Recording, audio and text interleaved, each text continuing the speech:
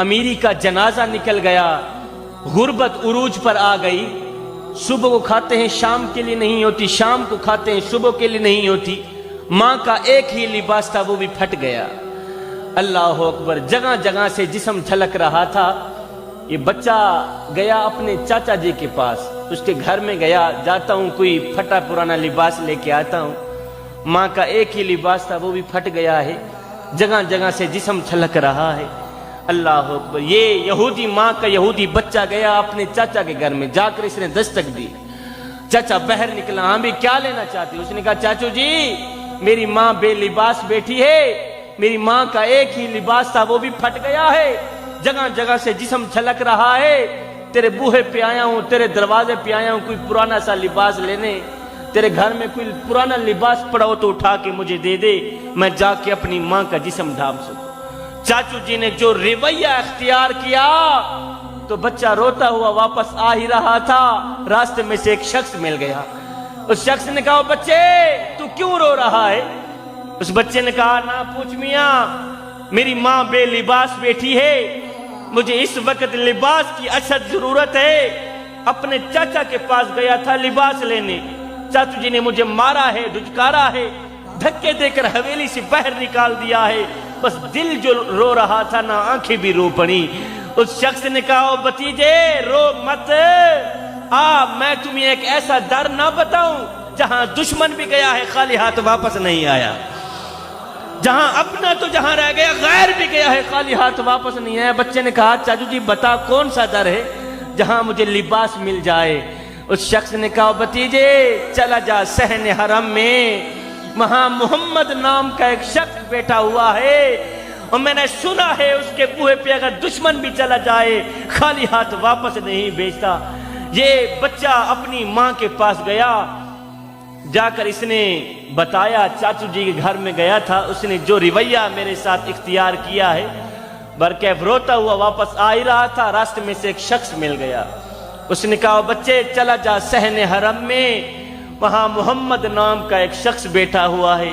ماں نے کہا نہیں بیٹا، اس محمد نام کے شخص کے پاس تو نے نہیں جانا، میں نے سنا ہے کہ اس کے بوہے پہ اس کے دروازے پہ جو بھی چلا جائے نا اس سے کوئی بھی ملاقات کر لے وہ اگلے کا دھرم چھین لیتا ہے، اگلے کا مذہب چھین لیتا ہے، ایک بار دیکھتا ہے دھرم چھین لیتا ہے، کہیں ایسا نہ ہو ہمارے آباء و اجداد والا یہ جو مذہب دھرم یہ جاتا بھی نہ رہے۔ اس بچے نے کہا نہ ماں میں اپنے دھرم کا پکا ہی رہوں گا، جاتا ہوں چادر لینے کے لیے، مسلمانوں کا نبی چادر دے گا تو دے دے گا، نہیں تو پہلے ان کو بتا دوں گا میں تیرا کلمہ نہیں پڑھوں گا۔ خیر یہ بچہ دوڑتا ہوا گیا، جب اس نے صحن حرم میں قدم رکھا تو میرے کریم نبی رحمت والی چادر اڑے ہوئے بیٹھے ہوئے ہیں۔ یہ بچہ جب صحن حرم میں گیا تو میرے کریم نبی نے دیکھا، میرے کریم نبی مسکرائے۔ بچے نے کہا چاچو جی، ایسے بچے نے انگل کھڑی کی، کہنے لگا چاچو جی پہلے بتا دوں میں تیرا کلمہ نہیں پڑھوں گا۔ میرے کریم نبی نے فرمایا بچے بتا دو صحیح کیسے آنا ہوا؟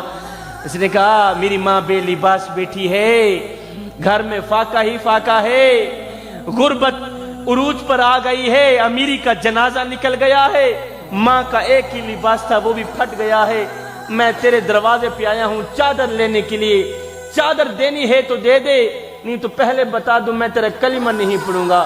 مجھے میری ماں نے روکا تھا، اگر وہ چادر دے گا تو دے دے گا، نہیں تو تو نے اس کا کلمہ نہیں پڑھنا، میں پہلے بتا دوں میں تیرے کلمہ نہیں پڑھوں گا۔